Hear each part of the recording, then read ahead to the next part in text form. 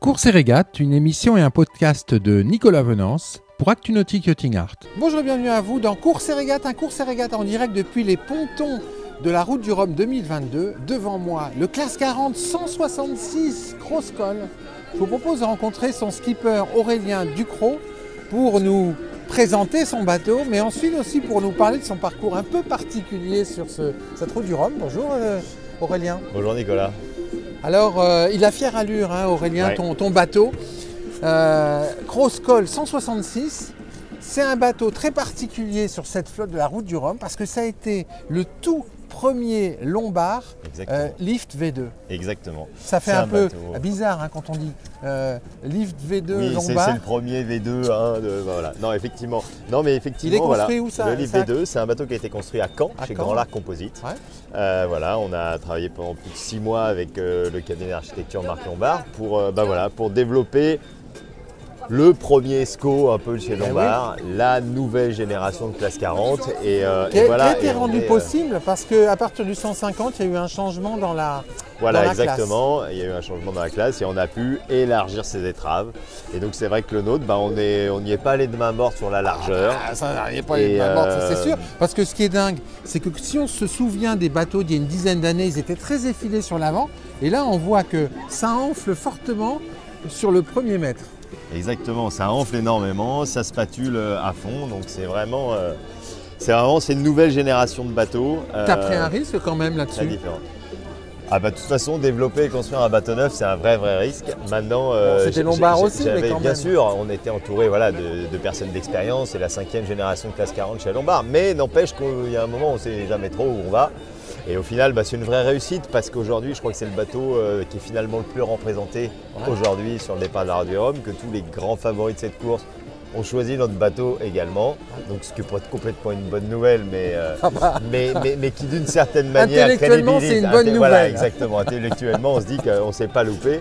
Et moi qui ne suis pas un 100% marin parce que je viens quand même de la montagne, c'était une expérience extraordinaire et pour mon premier bateau, c'est une réussite. Donc c'est chouette. Alors la grosse différence, donc c'est cet avant spatulé, le brillon relevé, beaucoup de volume sur l'avant. Ouais. Est-ce que tu peux expliquer à nos viewers à quoi ça sert?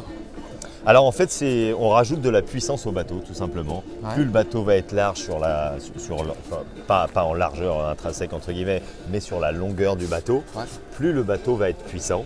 Donc ça, c'était l'idée d'élargir l'avant, c'était gagner de la puissance. Donc pour le près, pour le reaching, on a énormément de puissance. Et puis après, spatuler l'avant, ce qu'on appelle faire un SCO ou un rocker, remonter au final le brillon, sortir le brillon de l'eau. Pour le coup, c'est pour les allures plus portantes. Et l'idée, c'est que le bateau ne s'arrête plus dans les vagues, ne rentre plus dans les vagues et accélère en permanence. Alors, à contrario, à certaines allures ou dans certaines circonstances, ça tape pas mal. À contrario, de toute façon, plus on va aller chercher de la puissance, plus on va aller chercher de la vitesse.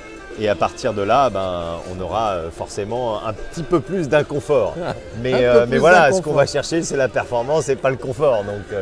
Donc oui, on ne peut pas tout avoir. On ne peut pas aller plus vite et que ce soit plus calme. Ce qu'on voit sur ton bateau, si on va vers la proue, c'est que par rapport à il y a quelques années, en fait, le skipper est beaucoup plus protégé qu'avant. Effectivement, c'est quelque chose qu'on a énormément travaillé sur ce bateau, de ramener un maximum de commandes dans le cockpit, de protéger le skipper au maximum avec des vrais postes de veille de chaque côté que vous verrez tout à l'heure, complètement protégés et au sec. Il y a un moment où on va de plus en plus vite et ça devient de plus en plus compliqué d'aller à l'avant. Et voilà, donc on a bien sûr... le bateau devient de plus en plus inconfortable à cause de ses vitesses, à cause de ses volumes et ainsi de suite. En revanche, on a vraiment travaillé le cockpit pour que le skipper soit un peu plus... A contrario, c'est-à-dire il y a des plus, il y a des moins. Exactement. Alors avec ce bateau, tu vas à quelle vitesse? C'est quoi ton record de vitesse? Le record de vitesse du bateau, c'est 29,7 nœuds. Waouh. Voilà. Donc je ne suis pas encore aux 30 nœuds, j'espère que sur le Rhum, on va pouvoir les atteindre. Mais voilà. Après, ça reste des pointes de vitesse. Maintenant, ce qui est extraordinaire avec ces 40 pieds nouvelle génération, en vitesse moyenne, c'est que très facile, on arrive à faire des vitesses moyennes à plus de 20 nœuds sur quelques heures. Donc, alors pas tout le temps, mais on arrive à tenir des vitesses moyennes très très élevées. Et donc voilà, ça a vraiment changé les bateaux, changé les performances des bateaux considérablement.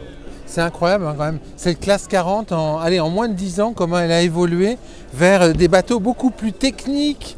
En fait, ça a changé à partir du moment où les règles de la classe ont évolué en fait.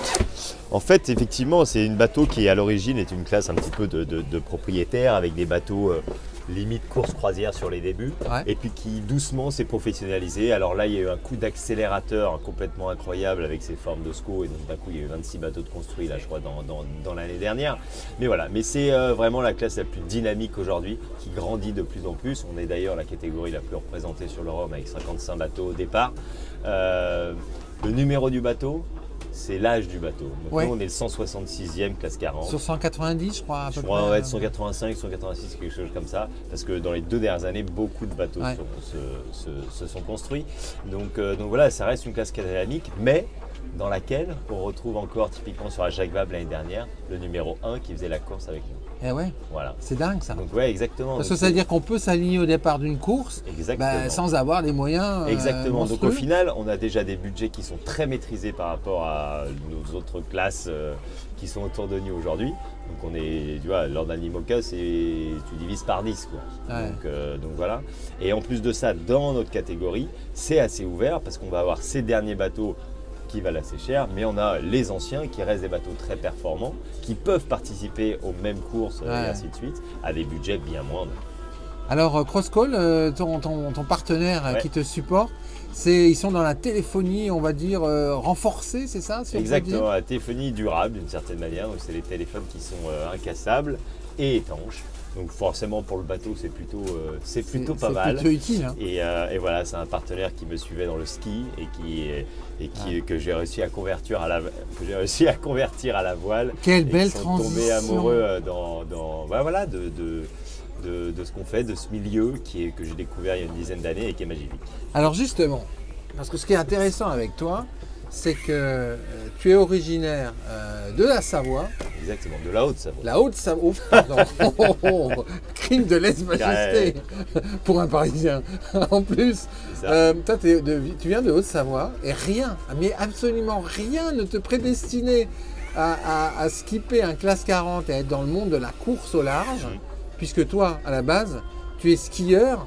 Mais skieur sportif, tu es champion de ski. Ouais, j'ai une vie de montagnard. Hein. Je suis né à Chamonix, papa guide de haute montagne, maman monitrice de ski. Bref, le ski, c'est ma vie.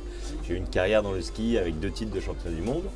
Et puis en fait. 2 titres de champion du monde dans une spécialité un peu particulière. Oui, dans le ski extrême. Ah bah oui, voilà. Quand même. Et voilà, en 2009 et en 2011. Et en fait, juste avant ça, j'ai eu la chance de... En fait, on m'a demandé d'être parrain d'un bateau. C'est comme ça que j'ai découvert le monde de la mer et le monde de la course au large. Donc j'étais parrain d'Adrien Hardy quand il préparait sa mini transat en 2007, je crois. Et c'est lui, son histoire, sa personnalité qui m'a passionné pour la mer, passionné pour ce sport, fait découvrir cet univers.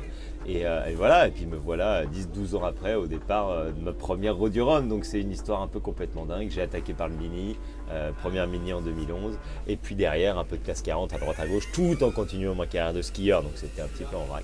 Mais là depuis qu'avec Roscoe on a réussi à monter ce projet, je deviens bientôt beaucoup plus skipper que skieur. Ah ouais, parce que tu continues à faire du ski quand même. Oui, je continue à faire du ski, je continue mon activité et je vis toujours à Chamonix. D'accord. Et tu t'entraînes où ? Alors le bateau est basé à Lorient, et donc tout l'été je suis là, je suis à Lorient, mais par contre là, fin de route du Rhum, moi c'est l'avion direction Genève et je repars dans mes montagnes pour quelques mois. Ah oui, quand même. Donc tu n'as pas renoncé. Non, je n'ai pas renoncé, je mène les deux de front, et voilà, aujourd'hui le bateau a pris une part un peu plus importante. Depuis l'année dernière et la naissance de ce projet, mais je continue le ski, ça fait partie de moi, ça fait partie de mon ADN, je ne pourrais jamais en priver. Alors ce qui est dingue, c'est que sur un bateau, chaque vague, c'est une petite montagne. Exactement, une petite montagne ou une grande descente derrière. Une grande descente derrière. Voilà. Des fois, il y a des grosses montagnes quand même. Oui, on est complètement d'accord. Avant de descendre, il faut monter. C'est pareil à la montagne. Et alors, c'est quoi la différence ? C'est quoi la différence? Oh bah, y a des tonnes de différences. Les sports en eux-mêmes sont complètement différents. En revanche, la durée de la compétition. Voilà, la durée de la compétition. En revanche, c'est quand même deux éléments dans lesquels on évolue. Enfin, j'évolue dans deux éléments d'une certaine manière complètement naturels, et où ton chemin est guidé par l'élément. Oui, tu peux pas forcer. C'est-à-dire en montagne, je ne veux pas dire je vais de là à là, comme ça, tout droit. Non, tu le fais en lisant la montagne, en la comprenant par rapport à la neige, aux crevasses, aux rochers, bref, à tous les éléments différents de la montagne. Et au final, l'exercice est exactement le même en mer. On choisit notre trace en fonction des éléments. Et cette expérience de la montagne que j'ai eue de toute ma vie m'a énormément aidé à appréhender la mer, je pense, beaucoup plus facilement et sereinement que si je n'avais pas eu cette expérience-là. J'imagine que quand on fait du ski extrême, le processus de décision, de choix, c'est quelques millisecondes, nanosecondes. C'est ça. Et qu'en voile, ouais. Peut-être que la différence par rapport à un skipper traditionnel, c'est que tu as une capacité d'analyse et de décision qui est décuplée, parce que tu viens d'un univers où un nanoseconde, c'est go no go. Ouais, c'est un peu ça. Mais ça peut être aussi un piège en bateau. C'est qu'il faut savoir prendre le temps en bateau et pas s'exciter. Donc pour le coup, c'est vraiment quelque chose sur lequel je travaille. C'est vrai qu'en ski, les décisions devaient se prendre à une vitesse incroyable et que je me suis retrouvé assez doué à faire ça. En revanche, en bateau, il faut savoir prendre le temps, justement, de ne pas prendre des décisions trop rapides et trop vite. Donc ça peut être à double tranchant, même si de temps en temps, forcément, ça aide à pouvoir percuter rapidement. Et voilà, en bateau, on a ce temps, on est sur des courses beaucoup plus longues, et donc il faut apprendre à prendre le temps. Ce qu'on dit souvent en bateau, c'est quand tu veux changer de voile, va dormir 20 minutes et tu regardes après. Et reviens après. Voilà, et reviens après. Voilà. Tu es champion du monde de classe 40. Champion du monde de classe 40. C'est pas mal quand même pour un champion du monde de ski. Un champion du monde de ski. Alors comment tu l'anticipes cette route du Rhum 2022? Parce que je suis quand même là pour ça. Hein. Ouais. Bah, je l'anticipe bien. Déjà, je profite de ce village, d'être ici. C'est une chance extraordinaire. Enfin voilà, comme je disais, il n'y avait rien d'écrit dans ma vie pour être ici un jour. Ouais. Donc c'est une chance et j'en profite à fond. Et non, comment je l'envisage? Je l'envisage très bien. J'ai la chance d'avoir un bateau magique. Très performant, extrêmement bien préparé. Donc je pars vraiment en confiance avec mon bateau. Et ça, c'est une grande chance. Donc non, ça va bien se passer. Hein. Tu es le skieur des vagues, toi? Voilà, je suis le skieur des océans. Quoi, skieur des océans. Merci beaucoup, Aurélien. Avec plaisir. Voilà, et puis moi, je vais vous quitter avec un gros plan sur l'intérieur de ce classe 40. Ça bricole. Ça bricole. À très bientôt. Merci. Sur Course et Régate.